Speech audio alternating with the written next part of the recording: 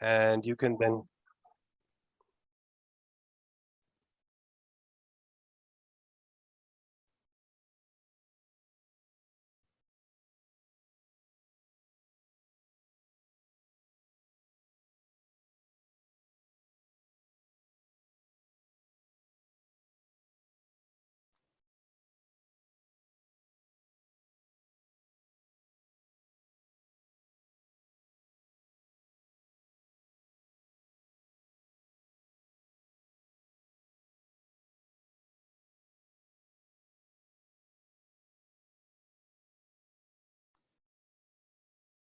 Hi, sir, Mr. Bhatia. there you go. Yes, hi, how are you? Good. Thank you for joining us. Not at all. Sorry, just give me 1 minute here. We're Pull that open as the new one, and then we're just going to type there. Digital. And do you mind clicking on that event brief one right there? This The one? second Oh, one yeah. down. That should be your doc there. There you go. Perfect. And then if you want, you just pull open the other tab to see them for now. Sorry, pull down where? And then if you pull this down just slightly, we should be able to get the other window open. There you go. So Okay. the other window will be, it's going to be in a Zoom. Okay, but how do I unmute? Sorry, where? Yeah, here, what I'm going to do here is we're just going to pull this out. Oh, I'll good. pull all these other ones down for you. There you go. Okay, great. So you are unmuted right now.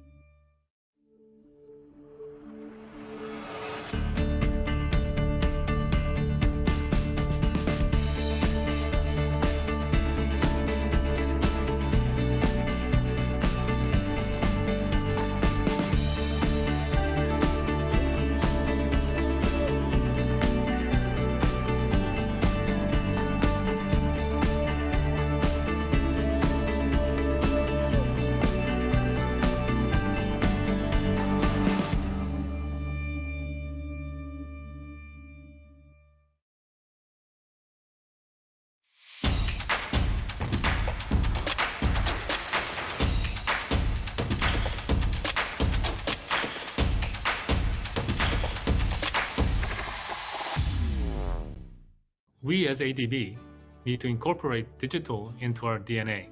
We also need to do more to help the region accelerate its digital transformation. Together, we can emerge from the pandemic stronger, more inclusive, and sustainable.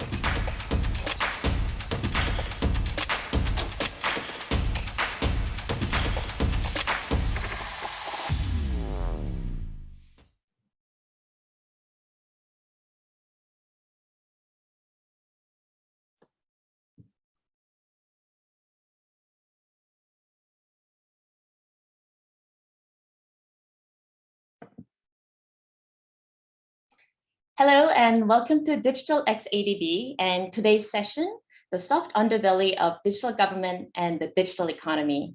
I'm Yuni Jung with Digital Technology for Development Unit at ADB and your host for today. We have an action-packed sessions ahead, first on cloud computing and later on cybersecurity. But before we begin, just a reminder to the participants to please use the Q&A box if you have any questions to the speakers. Now, I have the distinct pleasure to introduce our keynote speaker, Mr. Karan Bhatia, who will kick us off.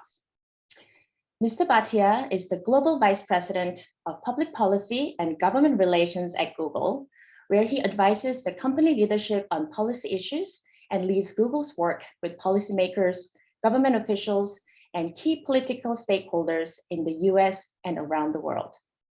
Before joining Google, Mr. Bhatia served as the president of GE's Government Affairs and Policy Function.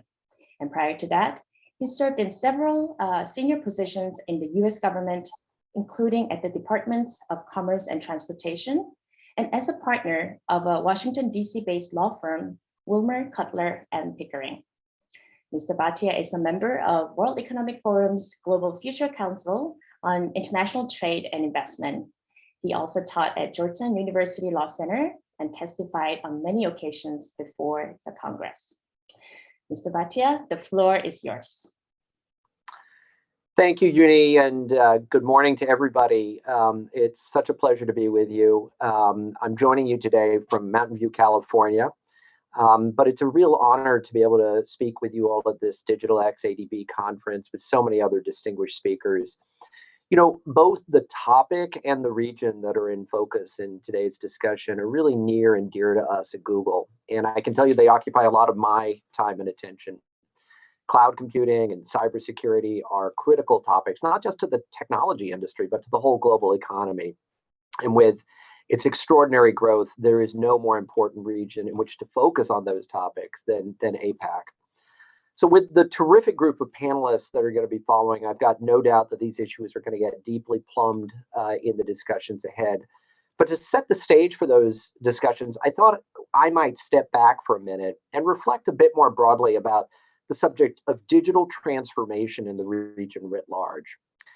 So look, the past 19 months have served as an extraordinary wake-up call to all of us. You know, the pandemic was unprecedented in its breadth, affecting the whole world in its depth, given the scale of the impact economically and socially, but also in its transformative power. I think nowhere has that power been more clearly seen than in the role that technology has played in our lives. At Google, our mission is to organize the world's information and to make it universally accessible and useful. And with that mission, the onset of the pandemic created an immediate challenge, which was to get billions of people authoritative information about the disease, about how to diagnose it, how to treat it, how to prevent it. That challenge has and continues to be a core focus for us. But the pandemic has also challenged us to think and act more broadly, to create the tools that will enable people and economies to survive when in-person engagement becomes a potentially life-threatening endeavor, and travel and meetings and education effectively ground to a halt. During the last 18 months, technology has served as a lifeline for businesses, for schools, for individuals. Millions of small businesses around the world use digital tools to survive, many for the first time.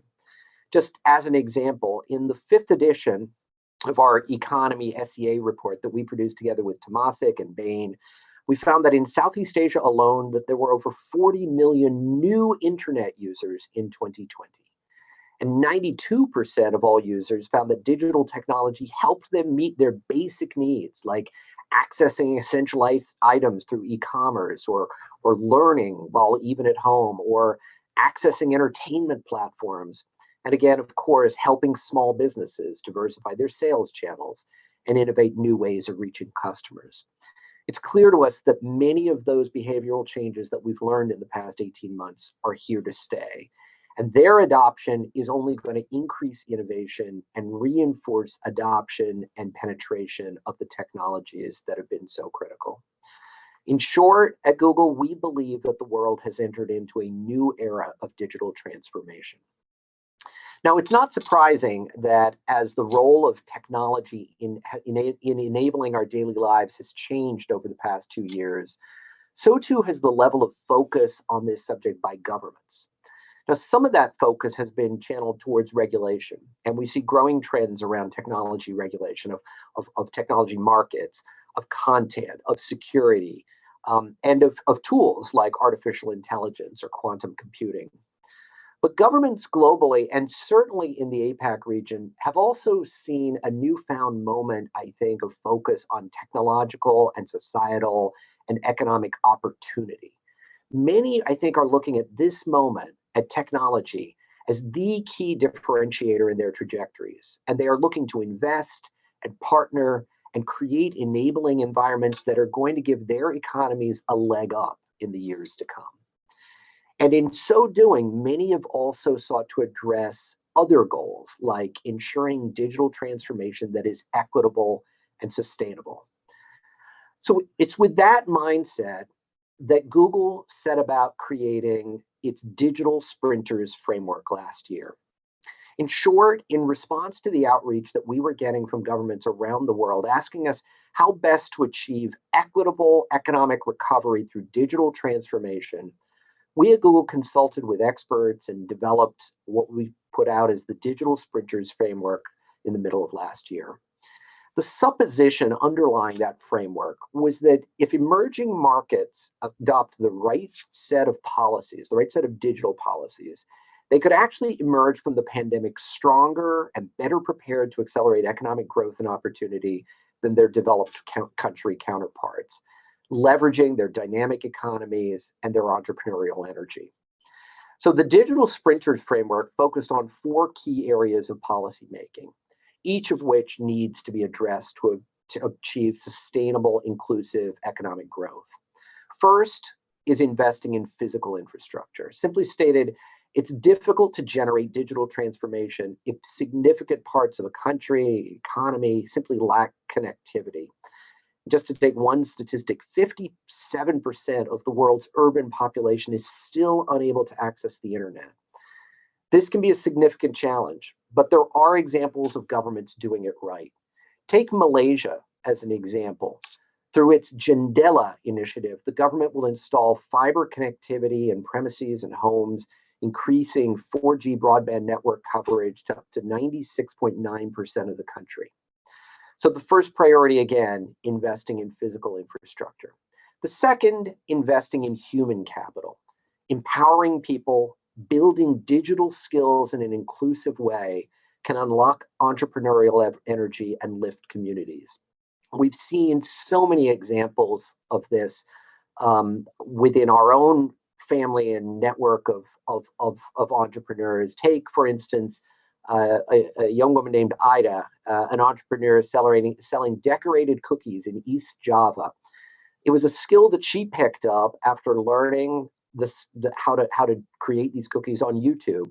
But with the onset of COVID-19, the demand for her products fell, and she realized she needed to innovate in order for her business to survive. She attended a Grow with Google class in Indonesia, and she grew her digital presence through her Google business profile. She found a business partner. She became part of a group of the women entrepreneurs community in the country, and it's resulted in not just a survival through the pandemic, but a flourishing of her business. The reality is that we can invest in infrastructure. We can do everything else right. But if governments are not investing in core digital skills for people like Ida to be able to learn how to participate effectively in the digitized global economy, countries will not be successful. The third area of priority is having an approach in government that emphasizes technical innovation, that has a digital-first mindset.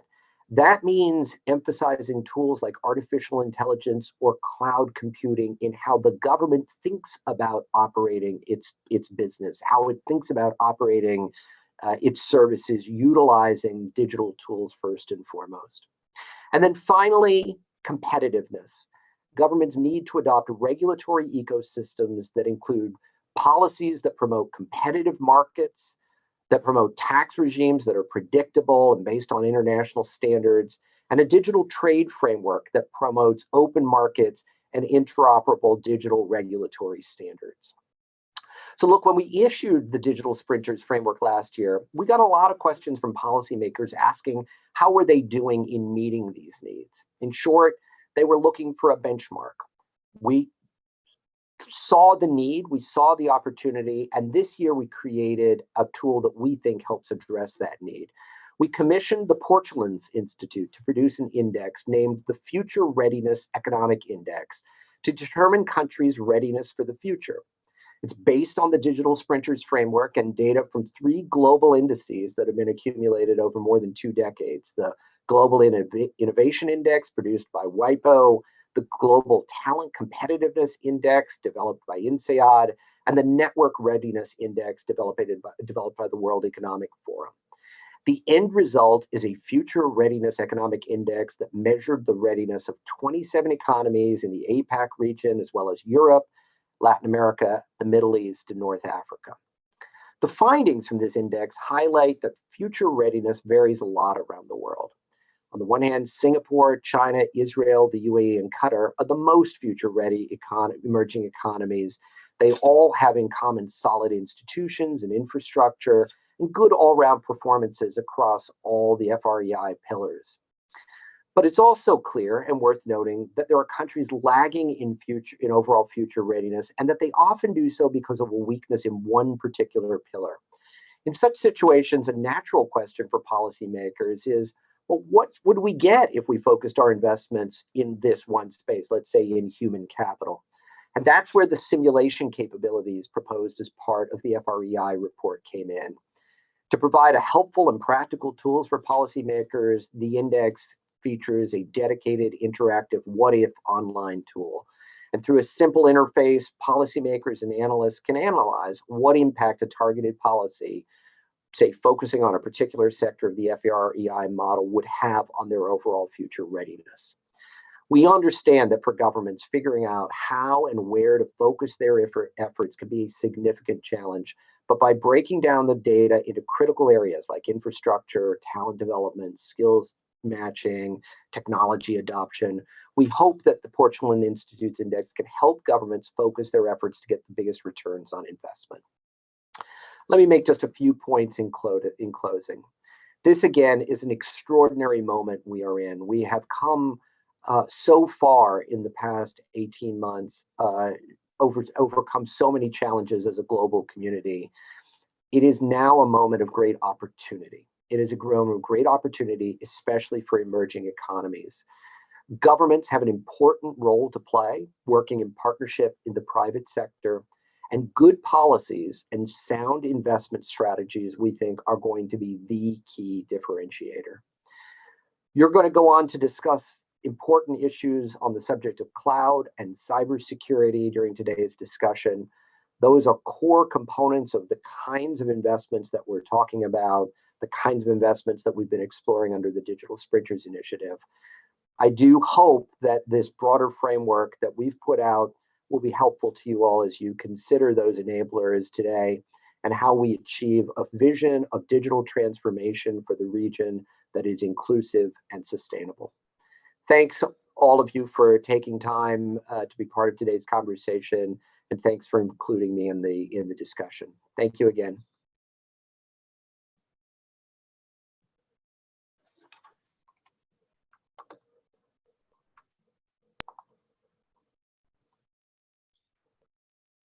Great.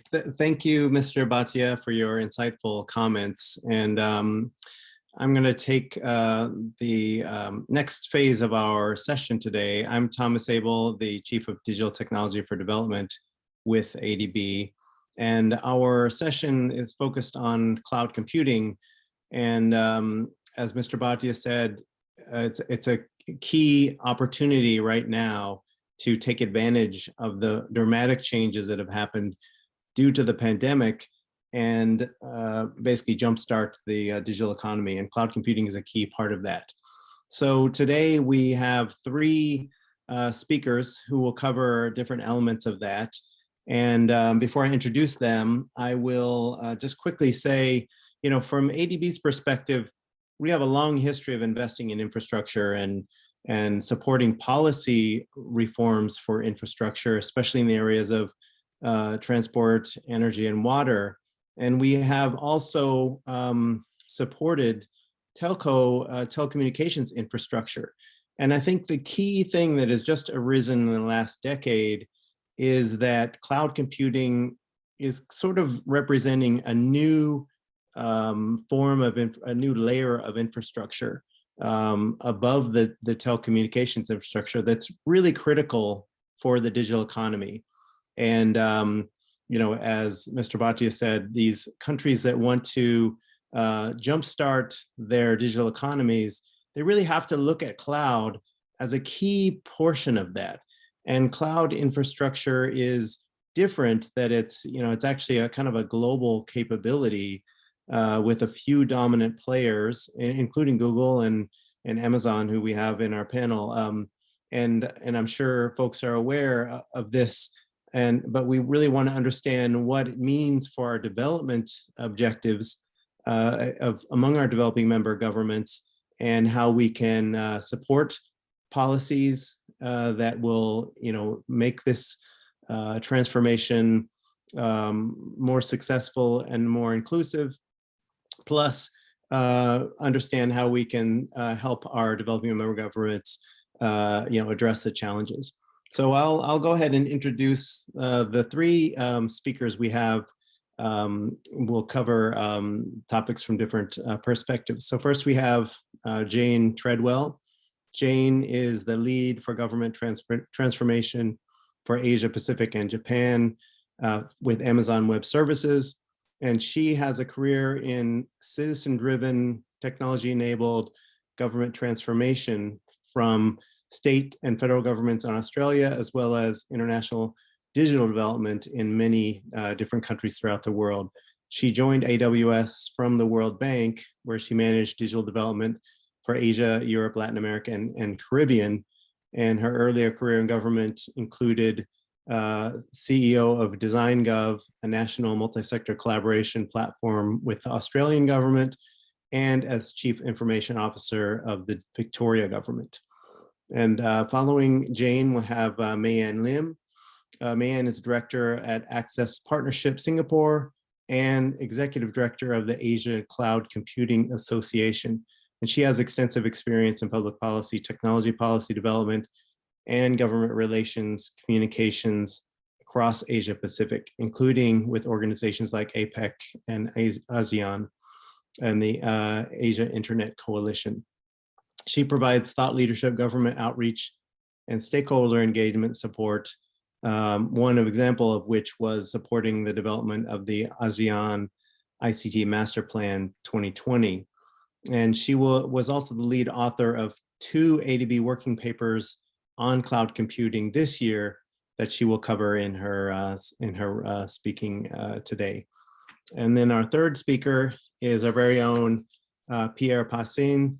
Pierre is the Deputy Director General at ADB's Information Technology Department, and he's responsible for IT infrastructure, platforms, technology innovation, and cyber defense. And he has 20 years of multilateral development bank experience running IT departments, software and systems development, infrastructure, security, and support.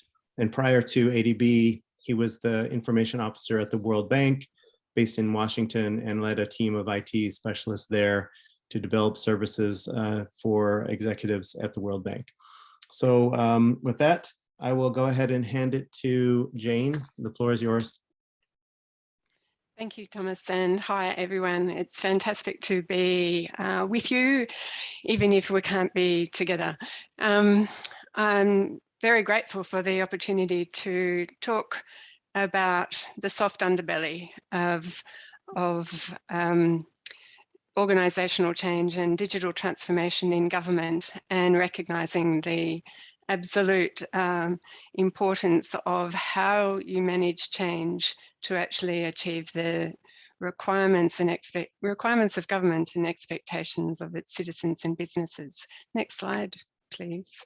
So what I just want to cover a little bit about the art as compared to the science of digital transformation, provide you with some preliminary insights from the ADB AWS forthcoming co-publication on data management in government, because this is actually at the core of both change and importance for many governments now that they've come on to this journey around fast-paced transformation.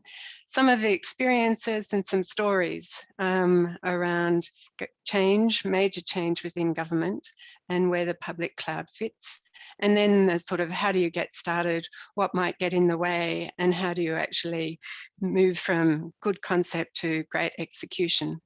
And I just always like to reinforce the sort of definition around transformation as being about the how, applying the culture, processes, business models and technologies of the internet era to respond to people's raised expectations. And I think that actually brings about the issues around the art as well as the science of transformation, and then how the cloud is actually part of that process. Next slide, please. So digital transformation is not about technology. It is a way of thinking and operating. And I think this is where, with the keynote speaker, we've got a similar sort of view. Next, please.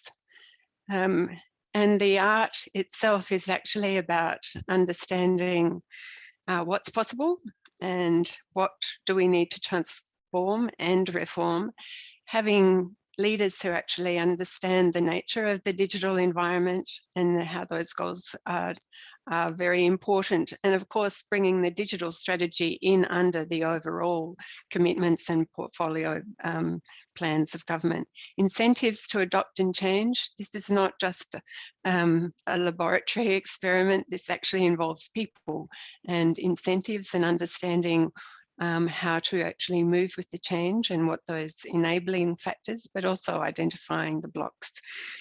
Of course, this is about customers, citizens, businesses, the culture, you know, the way we do things around here as a definition, the skills and the processes, which are all touched and needing to be adaptive and change with the sort of the big shifts that are possible now.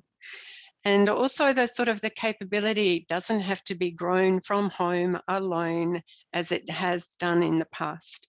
Many governments that have been at the sort of leading edge for a long time in terms of digital government had to do it themselves, had to own everything, build everything. But in fact, the cloud is a means of not only providing infrastructure, but also being able to draw on the capability of many across the world. And so what governments are doing is establishing the means to buy the cloud services and capabilities, and then establish the means to use those capabilities. And that won't take 40 years like it might have done in some countries in the sort of last 20 to 40 years. It can be done very quickly. And of course, you only get what you measure, and be very agile in terms of iterating. So with that, we'll move to the next slide and have a look at some of the experiences. As we just heard, you know, COVID has disrupted. For many of us who've been in this game for a very long time, we used to sort of talk about a burning platform. Wouldn't it be great if we could just actually move and disrupt? Well, COVID has done that for us, has actually helped governments work out exactly how best they can retain and enable the sort of life to continue under such disruptive circumstances. Technology has definitely helped and is a key disruptor in its own right. But then what? And one of the pictures on this slide actually talks about or looks at, you know, putting a wedge between those movements. You know, we've made some progress. Then what? How do we sort of build that up? How can we lift off rather than fall down the other side of the cliff? And how might we rocket, or at least in the World Bank, we used to talk about leapfrogging, but I think with some of the technologies and skills and insights that we're gaining from sharing stories, that's a rocket ship, no longer just leapfrogging. And it picks up many of the elements of beyond the technologies, the skills, the enabling environment, the regulations, business models, etc. Next slide, please. And the governance. And part of the governance is actually looking at how data can best come into this. So this report that is likely to be available early next year is in draft at the moment. And I just wanted to sort of give you some insights about what it will have, because it'll be a good read. Identifying best practices, the learnings and experiences of others in how to bring data into this 21st century environment.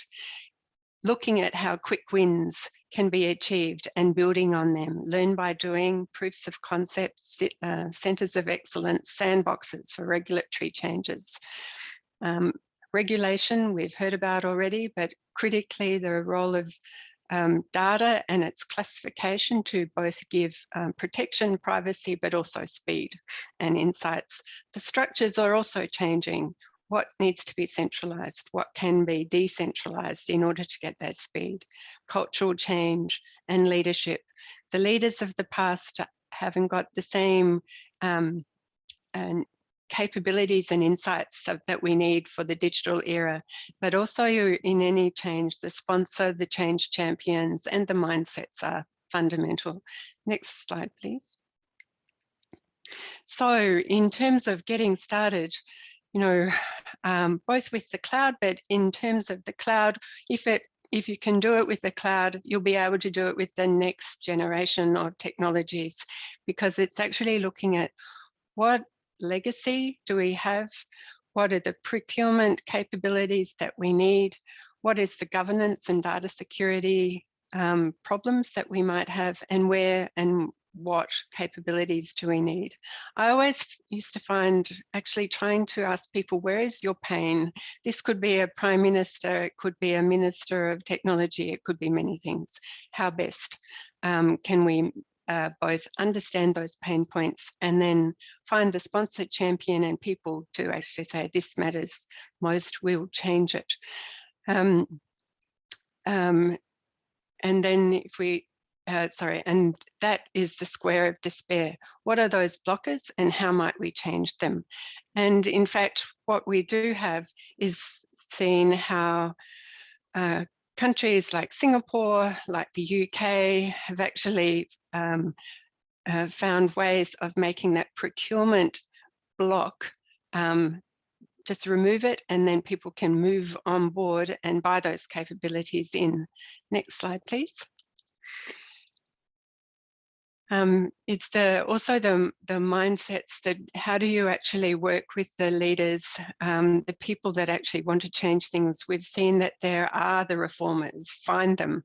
There are the ones that would be really keen to be responsive and move, but need a little bit of help, and the reluctance that sort of wait on the fence. But there are many ways of growing these enablers through leadership training, which AWS Institute offers, through looking at understanding the sort of what's going on inside the organization, doing stakeholder maps, finding out where there's sort of their real blocks, and then bringing in that capability from the digital ecosystem, from the organizations that have really strong capability. But of course, understanding really clearly how the users are experiencing the organization, the government, and how best to actually change that. The governance and data security I've touched on a little bit, but of course, some of the sort of the core elements are looking at what are the data security policies that you have in place, and how might they be not restrictive, but categorized in ways that can give both opportunity and confidence about change. I think the other issues around security, we found that some local governments and a number of other organizations in the past year or so have been subjected to ransomware attacks.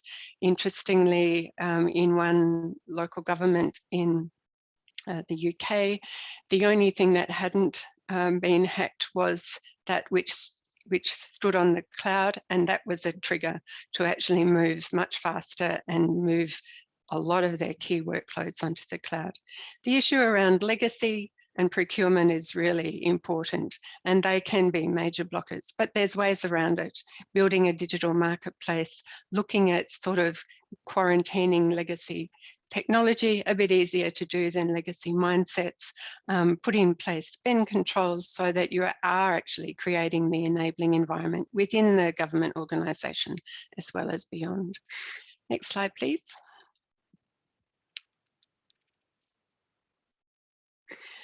So of course, this is all about change. And as I mentioned before, there are many elements, much of which needs to sort of come together in order that this change can be successful. And I found some of these frameworks as well as approaches to be very, very helpful, because just doing one thing isn't going to make it work. Doing many things in sync will actually make for the right environment. Without a vision, you can be confused. Without the right capabilities, you can be constrained. And so it goes. The Korean 7 was something that we did with South Korea whilst I was in the bank, and it too actually looked at the sort of the 7 critical success factors for change. Clearly the sustained leadership at both political and administrative areas, but also looking at integration, having sets of one, drawing on capabilities that you don't need to grow from scratch. Investing in skills. The Amazon's Working Backwards workshop is another example about how you actually look to the future, but then build out what it needs to happen to get there, and sort of describing it in the form of a public release or an article, so that you actually get the sense of what that vision means, and then working backwards to actually get to where you are.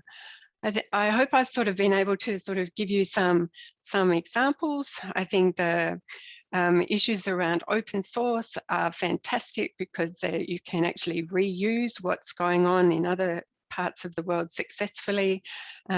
India has provided huge opportunities for countries to actually draw on its Aadhaar biometric digital ID through open source capabilities. The same goes with what it's done with its COVID innovation and vaccination platforms, again, through digital diplomacy, sharing that capability with others. I think the resilience elements are so important and fantastic. The fact that many governments are more than happy to actually share what they know. And I think also as leaders being able to talk and understand what's worked, what hasn't, through sessions such as this with ADB, with AWS in terms of its alumni of the executive education course, which is an international network. But I think, you know, this is a big shift. Moving to cloud is important. Dealing with whole of government systems and ideas are essential, but also looking at where can I start now, learn by doing and move on with it. Thanks very much. Look forward to hearing all of the other panelists. Thanks, Jane, for the insightful comments. And we will now hand it over to Mayanne. And if folks have questions, feel free to put them in the Q&A window, and the floor is yours, Mayanne. Thanks, Thomas. Hi, everybody. The usual silly thing again, at least one person in a meeting will always forget to unmute themselves. But thank you, everybody, for joining us. I'd like to echo what Arndt and Thomas has been mentioning over and over again, which is, please, if you have questions for us, please do drop them into the Q&A. It is literally like a Reddit AMA, ask me anything. If you have questions on anything at all, not just on the presentations, but in terms of just cloud and deployments in general. I do see a lot of people in the audience who are part of the government. If you've got questions about your own deployments and you want to have, like, you know, free consultation, it's time to make the most of this time that you have with us and get the advice that you need. Okay. All right. So today what I'm going to be sharing with you is a little bit on enabling how cloud is really enabling innovation, economic transformation, and the digital economy. And we are really privileged to have with us a wide variety of tools already available under cloud computing. I think that I'm probably preaching to the choir when I say that cloud is really powerful, can do a lot of things.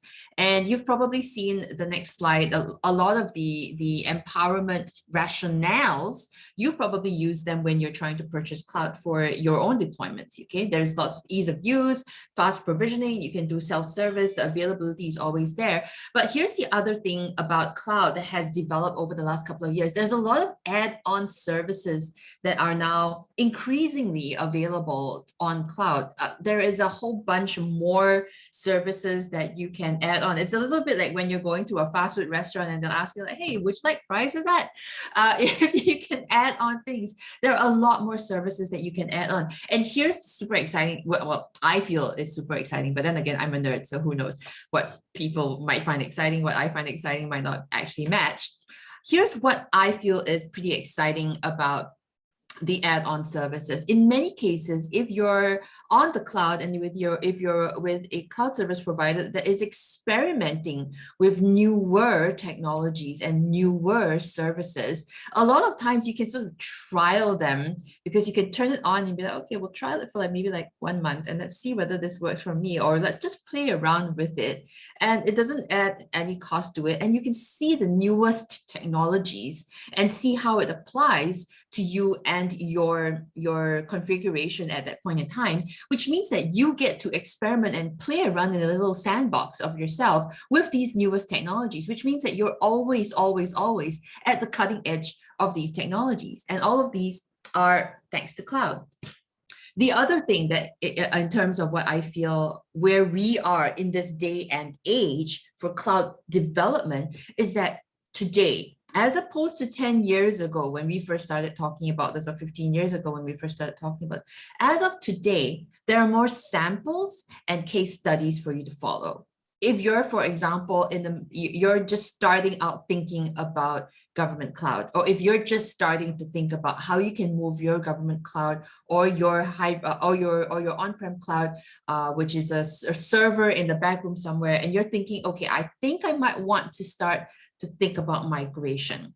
You actually have a lot more samples, and you have a lot more case studies, you have a lot more other customer success stories that you'll see on the website to see who matches your current scenario, and then you can see what they did, and you can see whether it fits, or whether you want to be making some of that methodology yours and then modifying it a little bit for your own needs. So I feel that that's actually a really, really cool thing about cloud computing in this particular point of time in history, where we actually do sit on a lot of information right now. So that's why I feel cloud continues its promise to enable and empower.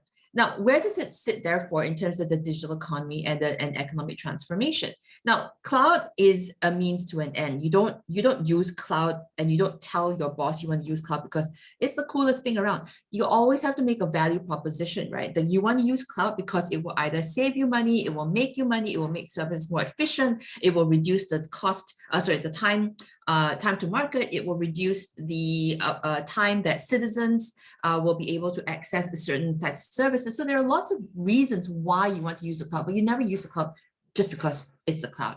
Let's not make any bones of it. There is always a value proposition. So in terms of the digital economy and digital and economic transformation, there are always digital goods and services which can be delivered via cloud. But it's not just about that. There's more and more, an increasing number of new digital goods and services which can be delivered online. With everything going online, with the pandemic, etc., there's a lot more demand for example, video editing. There's a lot more demand for writing, for SEO skills. There are a lot more skills and a lot more niche ideas that can come out. Let me give you a little bit of a story. I was talking with one of Halloween's coming, right? And some of the kids have actually gone back to school, etc. And the kids in kindergarten did show and tell. I was asking one of my friends how his son's first time at show and tell went. He said it was so puzzling, because what his son wanted to do when he said that, what do you want to become when you grow up, was he wanted a really big cardboard and he wanted to cut out a frame in the middle of it. And then he said, I want to be a YouTuber when I grow up. And his dad was like, oh my gosh, we went to school and we thought about it in terms of, I want to be a policeman, I want to be a fireman, I want to be a teacher, or, one of those traditional roles. And then suddenly when you come to this generation, realizing, wow, there's actually a lot more different types of jobs and economic activity than we would imagine, we would have imagined many, many years ago. So that's what I mean by the digital economy empowered by cloud. Lots of things that can be done, lots more goods, lots more services that are available to us and our children as well. I'm sure that you have stories as well. So again, please drop questions. And by the way, if you want to drop a comment, just drop it in the question and answer. It doesn't actually need to be actually a question. So if you've got a cute story like that, also please tell us your stories, because I think that would be quite fun as well. Okay, so other things that have been happening with cloud computing are digital marketplaces. There are lots of secondhand trade shops, etc. This is good for the environment and ESG arguments. And also, of course, cloud computing continues to power a lot of, and is the rationale behind digital trade agreements because of the expansion and the acceleration of all these digital goods and services. Now, I have a little slide here. This is specific to India only, but this is I thought was a good growth opportunity chart when it shows every stakeholder within the system. So in terms of employment, how cloud impacts employment, how cloud impacts FDI for foreign domestic investment growth, foreign direct investment, sorry, not domestic, foreign direct investment growth, the multiplier effect of investing within particular agencies, within particular industries, and of course, SME growth, which we've spoken about before. There are lots of growth opportunities for every stakeholder within the ecosystem once you start investing and accelerating in one area. And this is just the upward trajectory. Won't cover too much about it. Basically, it's always a good story to tell because there are figures right now that show that cloud computing does have a positive impact, not just on the stakeholders, but also in terms of growth patterns for employment, in terms of youth employment. In fact, this is a young firm employment share. I won't cover this. This is simply a cost comparison for developing on-prem solutions versus cloud solutions. But coming to stories, there are always all of these stories about how there are companies, small companies, which have been able to grow and expand rapidly thanks to the cloud. And I think that we again, I think I'm preaching to the choir, but in terms of the scalability and the ability to go global really quickly. I mean, never underestimate the insanity of global demand. Sometimes people just suddenly want to do something and they decide that they want to buy it, and you just never know when something will take off really, really quickly. And in order to do that, you need to make sure that not just your business has to be scalable, of course, but your business and its processes also have to be scalable. So we've got three stories here: IOPOP from Indonesia, Korea Kumong, and Singapore's Shopback, which basically allowed a lot of expansion really, really quickly when they were building their businesses. And again, obviously you don't build small in the first instance, although some entrepreneurs do stay humble. They do try to stay humble, or they're limited by cost, and they try to stay small. But that's the beauty of cloud, right? You don't actually pay until you suddenly start to grow. So these are three really good success stories on how cloud computing can expand and can support rapid expansion of economic activity. One thing which I want to cover is that innovation is really cloud native right now. I'm going to repeat that again. One thing I want to emphasize is that today, I think innovation is cloud native. A lot of new innovative solutions, be they in the private sector, public sector, because you can be in the, by the way, you can be in the public sector, you can be a government employee, and you can still be innovative. That's the beauty of breaking all sorts of barriers around you with cloud. You can be innovative even no matter which sector you're in. A lot of innovative companies, a lot of innovative departments, they're born in the cloud. A lot of original founders are from cloud companies. There are obviously critical resource constraints: staff, training, capacity, ability, finances, etc. That's just for normal. The question is really, how can we create a better, a stronger ecosystem for innovation with cloud? How can we learn and to leverage this innovative thinking to accelerate their ideas with cloud? Jane just now mentioned a couple of things about data governance and all of the building blocks. She mentioned data protection, data privacy, cybersecurity. This is original, by the way. This is my approach and my thinking behind what the building blocks are behind cloud computing and data governance. There are obviously a lot of technical bits and pieces here when you're dealing with data on the left side. So when you're dealing with data, which is unstructured, okay, it's just a data dump, nothing is organized. You obviously need to work on categorization. You need to work on quality control. You need to work on where and how you're going to be warehousing the storage of that data. How are you going to be transferring that data? What kind of data transfer mechanisms and standards are you using? How are you going to share that data? So it's very related. Sharing in the green and transfers in the blue, very related. Compliance requirements for sharing, synergies with sharing, especially within the public sector. This is really, really a bit of a challenge. And data deletion, of course, and exit strategies for data. Not exit strategies for cloud, but exit strategy for data. How are you going to be managing that? And once you move on to that and you've got all of the technical bits and pieces sorted out, you'll have to start working on data protection and privacy policies, technology risk management and compliance programs and policies, content-related policies, cybersecurity technical policies, data center, land use, interoperability, and data sharing technical policies, so APIs and open data. Very related to this idea of sharing and transfer, except that now data has moved on to being, instead of just data dump, it's actually now information when you actually can identify, for example, PII from non-PII. And then you've got other industry-specific policies to develop. You've got IoT and mobile policies. User digital literacy is also a bit of a challenge. So these are your building blocks, at least in my perspective, for data governance. This is a quick methodology, a quick snapshot that you can have a look at. All of this, by the way, is covered in some form or fashion within two of the reports that are available. One of them is on cloud computing as a key enabler for digital government, and the other one is cloud computing as a key enabler for tech startups in Asia and the Pacific. So if you want, this is I won't say it's a summary because it's definitely a new concept, but it's a lot of the work that I write in these two reports. A lot of the ADB language that really draws from some of these concepts that are here.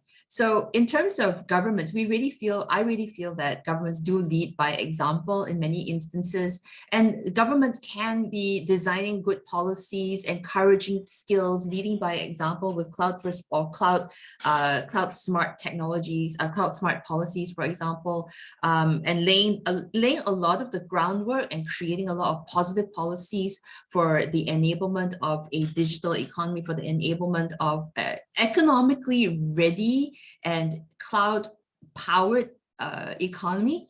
And I think that's where I think we would really love to be chatting with you about, in terms of what do you think about these ideas? Do you think that these are enough from the government? Should the governments be doing more?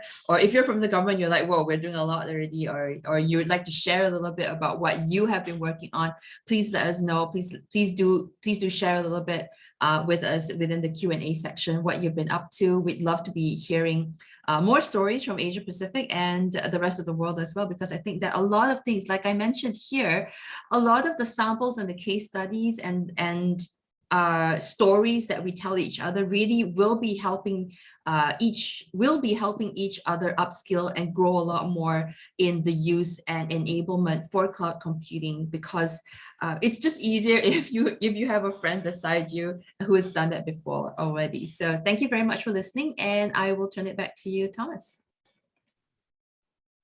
Thanks, Mayanne, and your vast experience across the region has been very useful for us, and thanks again for the insights. So our third speaker is Pierre, and go ahead, Pierre, the floor is yours. Thank you, Thomas. Somehow I'm blocked from starting the video, so if somebody in the control room could unblock me. Thank you.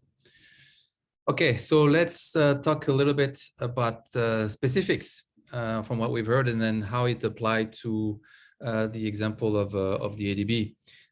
Next slide, please. So For us, what made sense is mostly around resiliency. So we know that, especially right now, in our case, we're in the Philippines. It's probably one of the most dangerous places to do business in.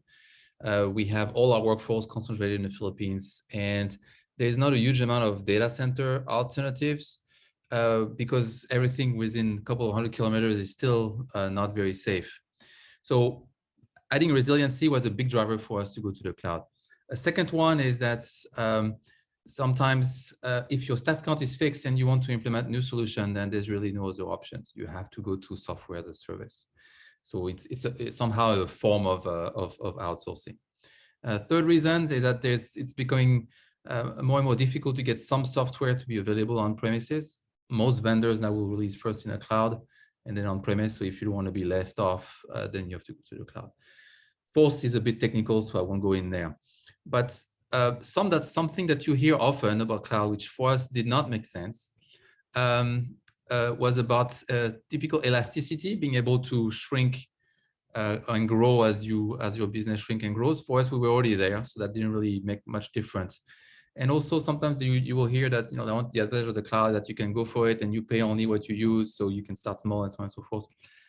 For us, it turned out to be not particularly useful because the rate that you would have to pay for pay-as-you-go is much, much, much higher than the rate that you would get if you say, okay, give me a one-year contract or something and so on forth. So the reality is that if you're not going to turn on, if you're going to keep it on for more than maybe 5 hours a day, then it's not worthwhile.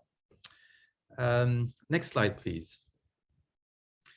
So before we had to get going, we had to think about all the things that we'll have to change internally first, not the least being money. When you use cloud, you use administrative expenses, OPEX, but when you use on-prem system, you use CAPEX. And it takes a little bit of a mind shift for the institution to realize that. Also, when you go to the cloud, you basically have to start trusting somebody else. So therefore, there is some amount of risk that's being taken. It's not a zero amount of risk. So you have to decide, or you have to see who is allowed, who is authorized to take those kind of risks for the institution. So we have to go through that. And then not all cloud services are alike. So you have to figure out what's a good way of assessing the cloud services and seeing if it's good enough for us. So one would be the obvious, the service standards. It's going to be available typically 99.9% of the time. Is that good enough? Is that not good enough? If we have a problem, because cloud is not perfect, it's like technology, how fast will the cloud provider respond to us? Do they commit that they will be able to fix it within a certain amount of time? That kind of things. And then of course, the big one, the security standards, since you might put some confidential information, you have to somehow trust the cloud provider that they will manage that information properly. So some of the things that are relevant to us and to some other countries would be data sovereignty. In which countries can our data be in? Does the cloud provider has decent disaster recovery arrangements? Is there a third party, independent third party that certifies that they are managing their operations well? And then things a bit more technical like authentication, right? You don't want to have your user to carry yet another username and password when they need to access this cloud system, and then another one for this cloud system. So you need to make sure that the cloud provider has the ability to have some kind of a single sign-on. And then the last one is penetration testing. You're only as strong as whatever is being actually tried. You need to hire people to try to break your stuff. And in some cases, cloud vendors have different practices. Sometimes they refuse outright. Sometimes you can do it in a very controlled environment. So these are the things that we had to look for every time we go through a new cloud provider. Next slide, please. So after all those prerequisites were done, always learn to walk before to run. So there's many types of clouds. We haven't really gone into those details here, but we went for the one that's called SaaS, which is I would say the one that requires the least interaction with the internal IT department. So we started with that.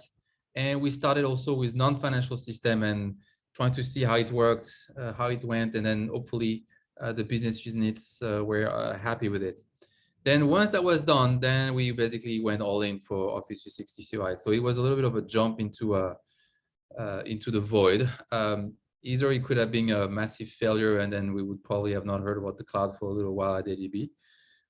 But it turned out that it worked quite okay. And then I think people in the organization started realizing what was possible through cloud technologies. Then once Office 365 was in the record for us, then we start going into expanding in terms of number of cloud systems. I think right now we have about 30 plus. Then we went for HR type of things, which you would definitely not want to do at the beginning. And then this is where we are right now. We are moving financial systems into the cloud, which admittingly, I would say we are maybe a little bit in advance compared to the maturity of the industry. Banks tend to be, in general, not us, but commercial banks tend to be extremely conservative entities. And they are not all really going in the cloud at the same speed as we are. So we find out some resistance from some vendors. Some vendors, financial system vendors, are not quite ready for those kind of things.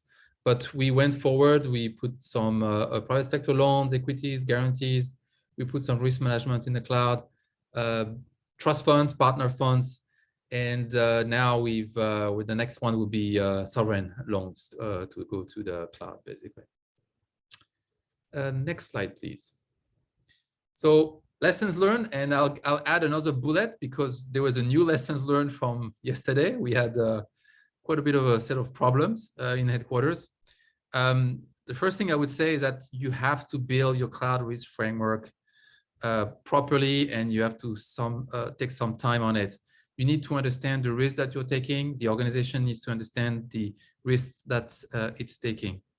Then if you don't want to take any risk, or almost the least amount of risk, you can demand from your cloud provider that something's called a SOC, type 1 and type 2 certification. And that pretty much tells you that they'll do fine, and they'll do at least as well as what we were doing here on premise. The third biggest lessons learned is that just because it's cloud, do not assume that the service is going to be highly available, elastic, resilient, secure, performant. All the software updates are done automatically. You never see them. It is not true. Different vendors will do things very differently. Some of them will just say, okay, it's cloud, but in reality, it really is not.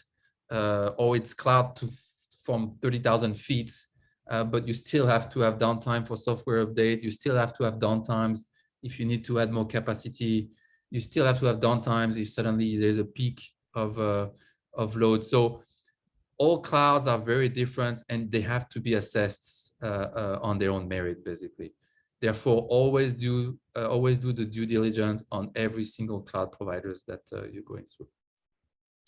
From an ROI's perspective, especially for us in a developing world, most of the time you're not going to save money. That's just the reality. It's cheaper to do things using local labor. But that's why it's really important to, in the US, of course, or in Western Europe, situation is a bit different. It's not that clear. So it's very important that for us folks in the developing world, we account for all the cloud benefits. And some of them will be non-directly financial ones, like a risk reduction and resiliency. And in some cases, when you go for a SaaS provider, you would have less worry about cybersecurity and so on and so forth. And then the fifth one that I'm adding today is that if you are going to be heavily reliant on cloud, even if you have added a lot of redundancy when it comes down to internet, because if you have no internet, there is no cloud. So even if you had a lot of redundancy on the internet, it might still not be enough. There will be situations where most of your redundancies will collapse for really lack of luck, especially in a developing world when the internet providers might not be the best one out there. So this is it. This was the journey through ADB. Back to you. Thanks, Pierre. Very good practical knowledge about moving to cloud.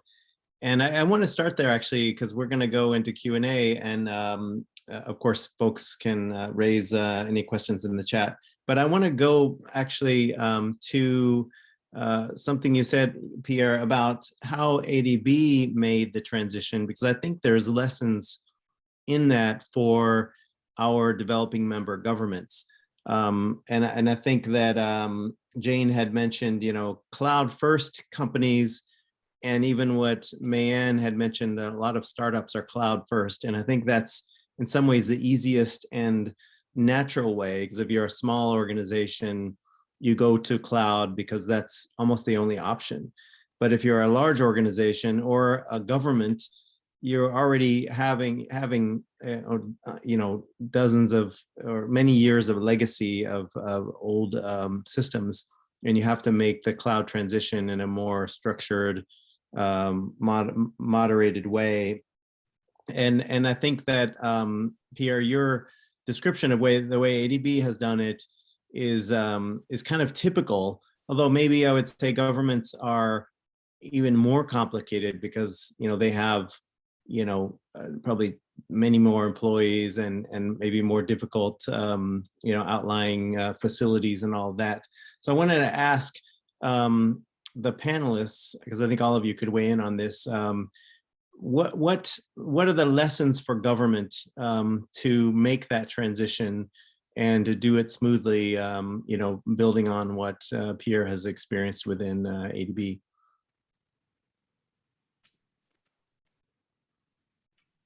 I might have a starting try, if that's okay. Go ahead, Jane. Look, you're absolutely right. Government's complicated. And so you don't, perhaps as ADB has done, you don't Jane, actually... sorry, I think the boom of your microphone is not in front of you. At least I'm not on mute, but it's almost the same thing, isn't it? So starting again. Yes, government is complicated. ADB has done it in a very clear and decisive way, and you don't put all of the sort of the big jewels in the front end as you learn what's going on. I think that's pretty clear to us, that you sort of can see some governments that might have a sort of an important thing to do, and have no capacity to do it other than making use of capability on the cloud, which is not just the infrastructure, but may well be AI related or connectivity, connections, call center capability, and then sort of concentrate, learn from that, and then also be very clear about what's important and what can move. So that whole sort of notion of migrate and move, build up strength and capability, and then sort of move over. I think learning as you go is really, really important. Building out confidence within the organization, as well as Pierre said, relationships. Not all cloud companies are the same. Understanding what they have clearly, but I think it's start small, gain confidence, build skills, get the people inside the organization to both understand how to use it, how to buy it, how to training up your people to actually grow it, and then move on. Eventually you'll move to the all in or cloud native, so you don't have to actually migrate and move some of the old systems into the sort of the new world. And that's one sort of trajectory. The other one is, COVID hit, and then you had to go and many governments and big ministries had to go in really hard and fast, and they learnt very much on that sort of trajectory. And I think the other thing is, I'd sort of mentioned, some see what another one's doing and they want it, and then you can actually have the confidence that you're not at the bleeding edge. Someone's gone before you. They've actually sorted out some of the ripples.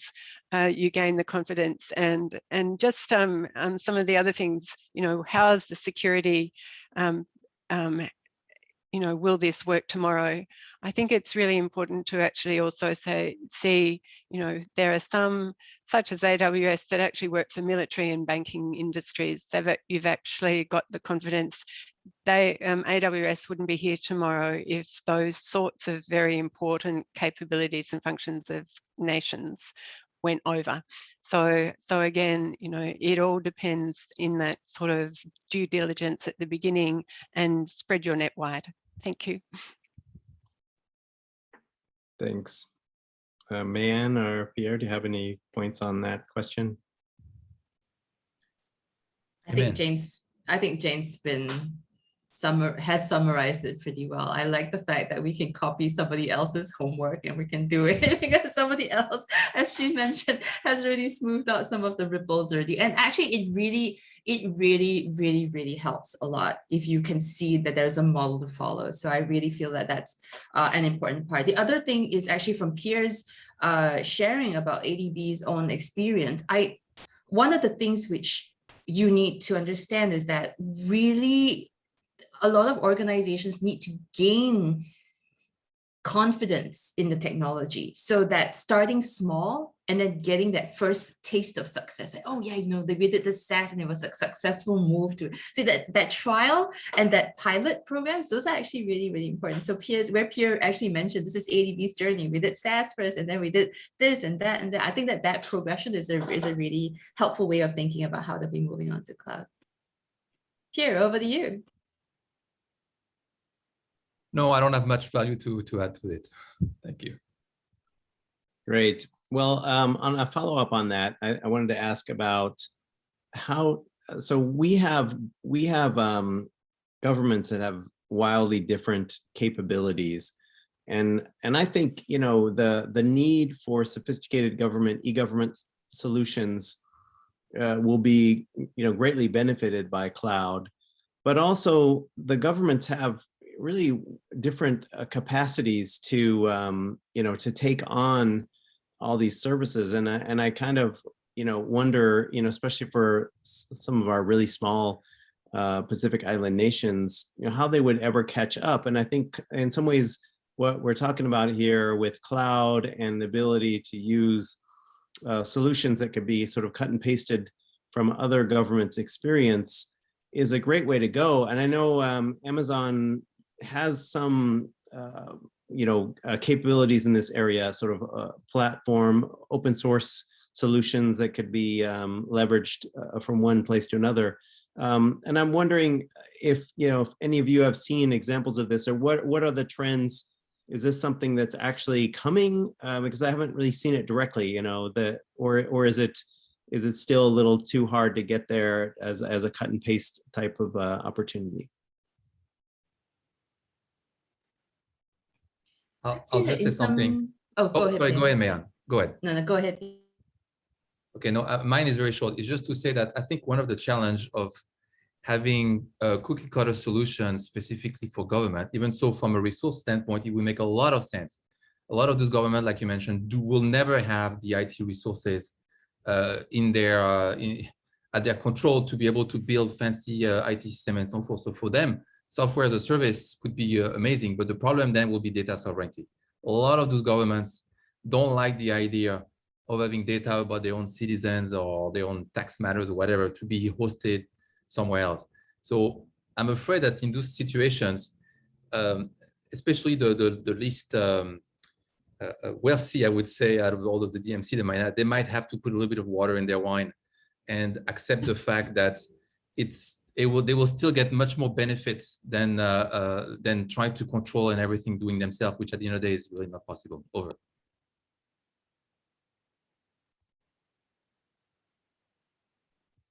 And go ahead. I've seen small Pacific Islands doing things, and I think that you don't climb Mount Everest by deciding that you want to be right at the summit immediately. You always set small goals, and then you encourage yourself with those small goals. That's one. So I'd say it's not always impossible, but let's not look at what the best country and the best practice has absolutely done and say, I want to do that immediately, because let's face it, I mean, you don't become an Olympic runner just overnight just because you want it so bad. You need to build up to it. So build up to it with smaller successes along the way is one thing that I always advocate for. The other thing which I've actually observed is that in many cases, the need will drive that desire. So let me give you an example. There are a lot of countries which need to have an interoperable cloud-based bill of lading system for logistics. And that's so super duper niche. That's really specific. It's like logistics, it's with the port, and it's with this specific document only. And I find that laser focus on that one thing that you need to get done is often the genesis for tagging on other things once you get that one priority thing done. So that find that one thing or one or two things that you want to get done, do it, and then see and make sure that it's actually scalable and expandable, so that once you start doing it well, you can start to tag on things. That's my experience, because I've seen some smaller Pacific islands start to do that with some degree of success already. And I'm not sure if Jane has seen some of that as well within the AWS's success models. But I really feel starting small with laser focus on one or two items, getting success, and that really starts the ball rolling. Jane, what do you think? Yeah, look, I mean, I do remember actually working with some of this small Pacific Islanders in even in a group, and sort of thinking, why don't they think it was one? And of course, you know, they think it was their nations, but, you know, how do you actually create the capacity so that the infrastructure, even if it, you know, going beyond this, what is the stuff that they all do or need? And then what can they actually do distinctly for them? And clearly cloud capabilities is one of it. And then what do you put on top, like the software and that sort of opportunities to, you know, you can almost do anything. We actually have an open government solutions part of the website. You talked previously about, you know, cloud first policies. There's a whole, you know, there's a shop on the website, basically Bahrain, Australia, UK, all of their cloud first policies. People can actually pick and change.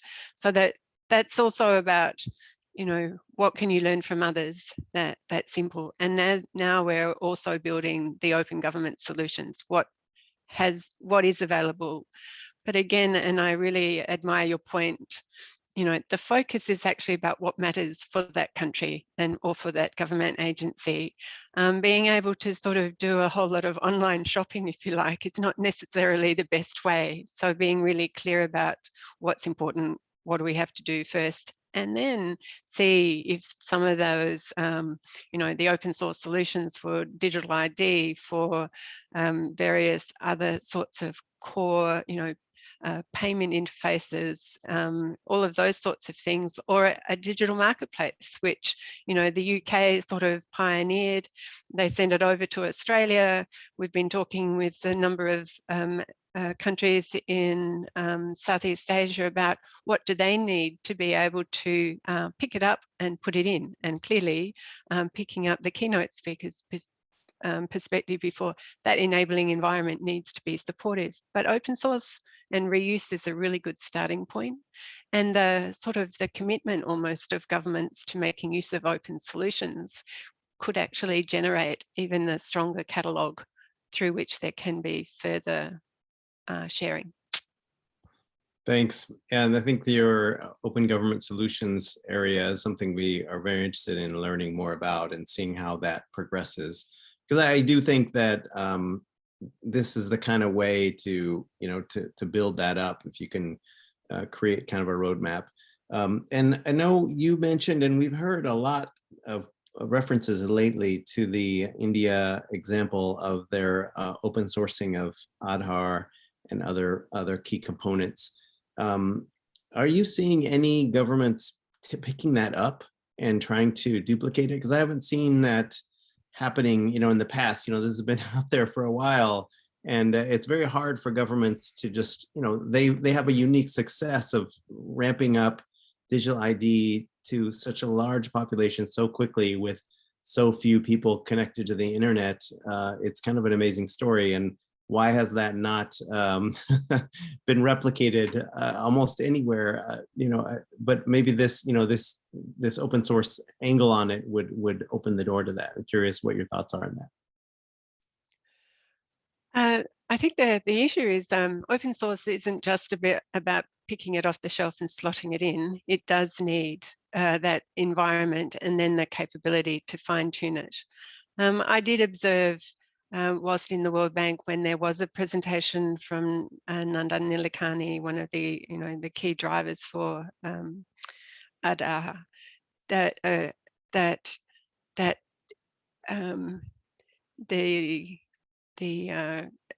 country, Philippines, were actually very interested in it. And so to that degree, there was a lot of excitement about what could be done in the Philippines. There's another country in the Caribbean that's currently looking at it. So there, you know, it is taking on, but a digital identity open source type program, if it's open source, that's fine, but there is a lot of preliminary material that needs to be in place in order that it can be applied. Look, I think this is just going to grow more and more, and it's, I don't, certainly as a bureaucrat, being sold the magic elixir was always something that I wanted, but I wanted it to work straight away, and that doesn't happen in real life. But you actually have to be geared up and ready to look at what else has to change in order for this to happen. I think the issues around reuse, the fact that government budgets are going to be dealing with COVID consequences and need to be able to actually complement the other side, and certainly in IT, this is going to be one way in which both funds moving forward faster on the back of others' experiences, but also making use of the cloud in terms of its core capabilities will be very, very important steps to take. Great, thanks. So I have a follow-up question on the idea of security and data localization. And, you know, I think that on the one hand, there's a lot of misunderstanding that many people in say governments or the society think that if a government is hosting data with a cloud provider, that then that cloud provider has access to that data. Because it's sort of like the way you think when you have your email at Google, they have access to your email. But in Amazon and cloud services, it really doesn't work that way, because it's the security keys, all the data is encrypted, and whoever has the security keys has access to it. And that's not based on the physical location. Do you see any progress towards that? Because I think, you know, on the one hand, all the cloud providers are building more data centers almost everywhere. So almost, you know, at some point, they'll probably have a cloud provider with a data center in your country. But it just seems like there's an equal opportunity to make sure the governments understand that if they have the proper process, they control that data, and there really isn't almost, it's, you need to have your data basically distributed in different locations for disaster recovery anyway. So it just seems like this point of it has to be localized in your own nation is a kind of an old school idea, but I still see it, you know, very strongly discussed. So I'm curious where you think that's going. Okay, I'll start here, because we spent quite a bit of time on that issue initially, since, you know, as an international organization, we typically don't like too much having people kind of being able to peep into our data. Now, the key management, it's I have to admit, it's not a panacea. If somebody's going to say, okay, I will put the data in this cloud, but I will encrypt everything, and I will be the one with the keys, right? So that I make sure that even if there is some security agencies, even so they will not be able to. It really constrains a lot of what we can do on that cloud. I'm going to throw some fancy words here, but there's a concept of homomorphic encryption where you would be able to still have some decent feature on the system where you're the one holding the keys, but it's quite of a minority for the purpose of infrastructure as a service, meaning instead of having servers here, you will have them over there. Yes, you can do that. There is no problem with that. You can do it, and you can do it in a way which is completely bolt-on, and you won't really have to worry about it. But if you start going into the software as a service type of portions, where the vendor is actually providing a service with a nice web interface and displaying your data and so on and so forth, this is where it's becoming very, very difficult to have full confidentiality over data. And the few software providers that we saw doing it, honestly, the cloud kind of lost its benefits, so to speak. So for the people that are really worried about this, they could still use the cloud, but then instead using it as infrastructure as a service, they just put the virtual machine over there. They run their own software. I would assume that those governments that are really worried about that anyway, they will have enough means or resources to have their own IT teams to be able to run the software on the cloud. But for those cases where they cannot afford it, then this is where it's a bit tricky, right? If you really want to turnkey solution and you don't want to worry about anything, then of course it's better if you can have it on your own soil. But like you said, if you do it on your own soil, unless you live in a place which is no floods, no tornadoes, no power outage, no earthquake, no civil unrest, and so on and so forth, you tend to put your eggs in one basket. Over. Great, thanks, Pierre. Mayanne or Jane, do you have any comments on that one?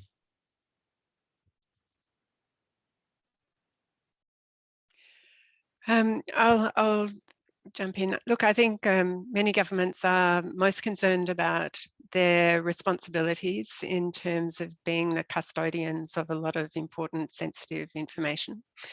And as a result of that, security and protection of that data is not just what's in the data center or where the data center is, but perhaps we can sort of move and use Mayanne's sort of scoping of sort of the areas that are important to handle. You mentioned, Thomas, the sort of the mindset about this. I do remember, it might have been 15 years ago, a head of an American technology firm was railing about all these people that felt that their data was much better, more secure in a filing cabinet than it was going onto a computer. And I think we're just now moving into that that next generation in terms of, what you can see might not actually be as secure as something somewhere else. And I think the Estonians with their digital embassies around the world as a way of safeguarding their sort of capability in the event that something terrible happens is reflective of the fact that stored elsewhere, it may well be very important in order to keep operating. But this is actually as much around some of the technical solutions and the commitments and responsibilities of that partnership between the government or the agency and the cloud provider. But it's also sort of thinking about what does a 21st century requirement mean, and do I have to do this with all my data? And I think there's Singapore that's putting 75% of their sort of workloads and data into the public cloud, but they're retaining this top secret and secure, the really secure areas. So it's also differentiating as well. And I should say that AWS has the capability of providing AWS type support on premise in country for those that need it. Great, thanks. Mayanne, any thing to add there?